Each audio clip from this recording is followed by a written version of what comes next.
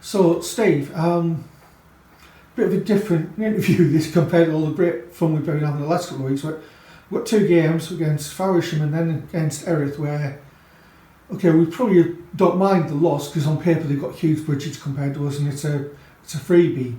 But I think it would probably be the manner of the performance that we lost in both instances wasn't good. Yeah, I mean, a very tough week. Always was going to be on paper. Both sides needed a win to confirm their playoff places. I think Erith maybe need one more point, but I think in their minds, particularly as I think their last two games are Snodland and Deal, so they definitely would have been looking at this as their kind of best chance for 3 points. And yeah, obviously they've both achieved their objectives. I wish them both well and congratulations. However, you know, it's obviously not nice losing any game, and it's not like it's not nice seeing another team's fans celebrating when you're at your home ground. But yeah, it was a tough week for us. We've got things sort of with the environment that didn't help, and and then tactically we've made a few mistakes, to be honest. So yeah. Yeah, because I mean, if you think about the Faversham game, we started off for a very even game. We were in it, but we give away a soft goal, and then a penalty that's no penalty.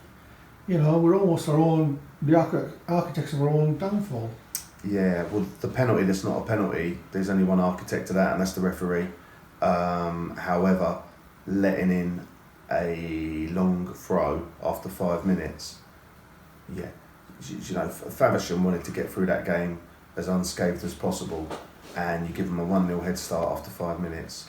Really poor goal to concede. No one's covered himself with any glory there, and we have then just made it really easy for them. I think the penalty, which in my opinion wasn't a penalty, just gave them the cushion, and then they were comfortable, and we just, you know, realistically it was going to take some, you know, if you give Faversham a 2-0 head start when they only need 3 points to guarantee the playoffs, so they're not in any duress to commit players forward, you've got to really go some to get something out of it, haven't you? Yeah, because I mean that's what happened in the second half.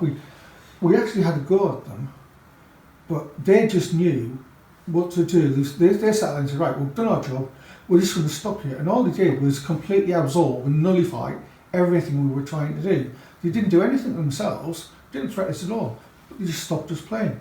And we lacked I don't know, it's the ability or the know-how or just what was happening on the pitch. We didn't have a thought process to break them down. I think what Faversham are packed with is experienced players, and experienced players generally make good decisions and manage situations, and if you put them in a position of control, then it's highly unlikely, unless you can really fluster them and get around them, that they're going to let you back into the game. And the unfortunate thing for us is, I think on both games we have opened the door and given the opposition an easy start, and that just makes it an uphill battle. Sometimes you can turn it around. We have in the past come back from being in a losing position. We actually did it at Faversham away, but with the circumstances of both those sides, knowing how important it was, they're obviously both pumped up for it. Yeah, we've made it very difficult for ourselves. Yeah, I mean you set up so we set up the Erith game exactly because same again, even game, given as good as we get, not great, but we're going okay. Soft goals, give away a soft goal again, and like I say, you just can't keep doing that. I don't think either game has been a particularly good game of football. I think some of that is because the team we're playing against, especially once they get the lead, are not inclined to take too many risks. So they're playing pretty simple areas, just making sure they keep tight at the back and not really give us any chances. The surface is difficult to play on as well. It's gone from being a bog to a bit of a bobble, which makes it hard to play. To talk specifically about last night, we obviously picked up 3 or 4 injuries from Monday, which meant we had to change the system, which probably wouldn't have been our choice, albeit it was the same system we played at Erith away, and we gave them a pretty close game that night. But yeah, you know, it's hard to turn around and play 2 of the best 5 teams in the league within 72 hours. It's Yeah, asking you a had a lot. combination of players who played a lot and then players you've had to bring in for injuries who aren't necessarily they're on the bench a lot of the time because they haven't got the experience yet. So it's almost before the game had started it was an uphill battle, wasn't it? Yeah, I mean, ultimately though, and let's be honest, we just talked off camera, we all want to finish as hard as we can, and I think we're all looking at 11th or 12th as a realistic target if we could continue the form we're in, and that'd be fantastic. But because of the injuries, because of just the fatigue in people, the flip side to that, because this is another part of what we're trying to do at Tunbridge Wells, Lenny was on the bench last night, Jack Gallagher was on the bench, Martin Cowb was on the bench. We're able to give Mo Alaka a start, which he hasn't had for a while. That's the playoff for that. You started Morgan obviously got 90 start. minutes under his belt. It was good to see the players coming in. Yeah, so that's opportunity, and it's hard. We haven't trained for a while because of A, the run of games, and B, circumstances off the pitch. So some of those boys have had to come in a little, they might be fresh, but they're probably not quite attuned with what we're trying to do, or we haven't been able to work on stuff. So yeah, like I said last night, that changed the formation, changed the lineup, so those are tough ones, and then give away the silly goal, and then the second half again, where we deteriorated, instead of giving a goal at them like we did Faversham, we didn't play very well at all. But we've probably still been better than they were, if that makes sense. It was just a real, almost not falling off a cliff's an exaggeration. It was a real step backwards at times, and it's like, really? Oh, just why? I suppose that's the question we'd ask is, what do you think is the reasons for why we've seemed to have dropped in terms of performances, and how do we turn it around? Well, the Faversham game, we had what we probably call best part of our strongest squad available. Couple of exceptions, but we didn't go there thinking we're light. We had what I would consider a good team, but we've let it go in after 5 minutes, and I just felt they were very good at shutting the door on us and saying, "Well, come on then. What have you got?" And just on that day, and as you say, we've been quick enough to give people credit when they've played well recently, but we just weren't able to get the ball moving fast. It's not the pitch's fault, and it's boring. But you can't zip the ball around, and that's what we have been doing. We've been moving it fast, left to right. It's very hard to do that. We've got dribblers. It's quite hard to dribble. So. That's not the reason, because Faversham have got to play on it as well, but Faversham played a slightly different game. They were quite direct, into the front too, set it off. We don't play like that. So, unfortunately, we've probably had success with a style of football that isn't necessarily that appropriate for the surface we have to play on, which is why we didn't start the season playing that way. We were playing 4-2-3-1, we were trying to get it high and wide early. Worked quite well for us to start off with, but then teams suss you out. They say, look, all they're trying to do is get it to their two wingers, and so then you adapt. You come up with something that actually evolves. You start playing quite well, but sometimes you just have a bad night as well. Will, I mean, what right have we got to beat Faversham and Erith? Yeah, I think Erith, to me, I take what you're saying about Faversham, and Erith just looked like a really bad night at the office, for want of a better phrase. We just never got going.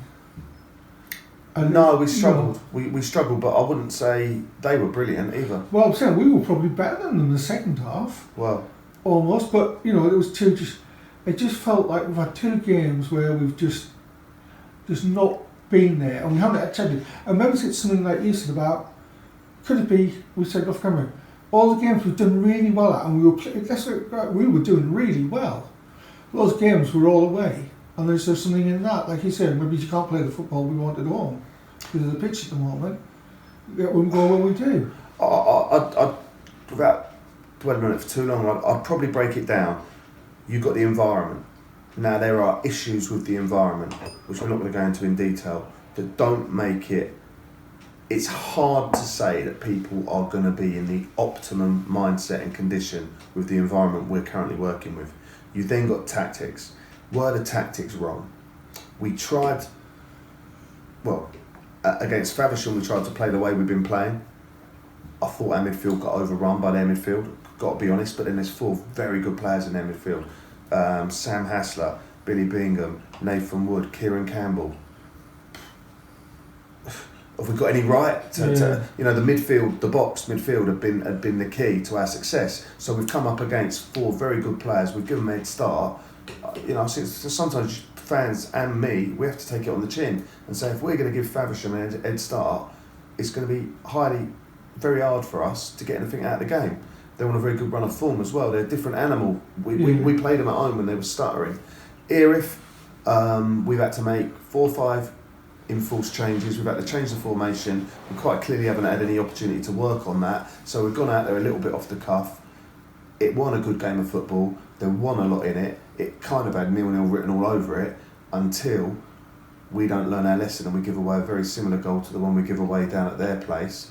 And then we muster up a little bit of a fight. I personally felt their goalkeeper should have got sent off. He's deliberately handled it outside the box, which as far as I'm concerned is a red card. Would we have capitalised? Who knows? But at that point they were rocking a little bit, and had they lost their goalkeeper, it certainly wouldn't have helped their chances. Could it have given us a little bit of spark to go at something suddenly? I think it would have given us a bit of encouragement, which is probably what we need. I think it knocks you let in a rubbish goal, it knocks your momentum, and it took us a long time to kind of get back to any sort of tempo, and we didn't really. There was a lot of long straight balls. It weren't pretty, I'm not going to lie, but we were just starting to build up a little bit of steam. Their goalkeeper should have got sent off, and we could have had 10 minutes up against 10 men. As it was, last kick of the game, we've had a bit of a howler, and it's ended up being 2-0. Yeah, and I think looking forward, we got Holland and Blair at the weekend, who were neck and neck with us, and that's a much different game. And I think from what you just said, we've got reasons to feel, well, we can, if we turn this around, we can compete. So I guess it's really like, we turn it around on Saturday and go again. Yeah, I mean, we quite clearly won't be able to use the surface as an excuse on Saturday because it's a 3G. It's good setup over Holland and Blair, clubhouse, changing rooms, all really good. Club that are on the up in that respect. It will come down to what our availability is like, because the injuries and the fatigue starting to tot up on us. But yeah, in theory, we should be able to put in a better account of ourselves. No opportunity to train again, so that'll be the 3rd week in a row we've had no opportunity to train. But yeah, we just have to hope the boys kind of have got enough muscle memory and understanding of what we're trying to do now that we go out there and play well. Yeah, that's my birthday as well, actually, on Saturday, and my daughter's birthday. So I'm missing my daughter's birthday to be in Gillingham. So hopefully it isn't a damp squib.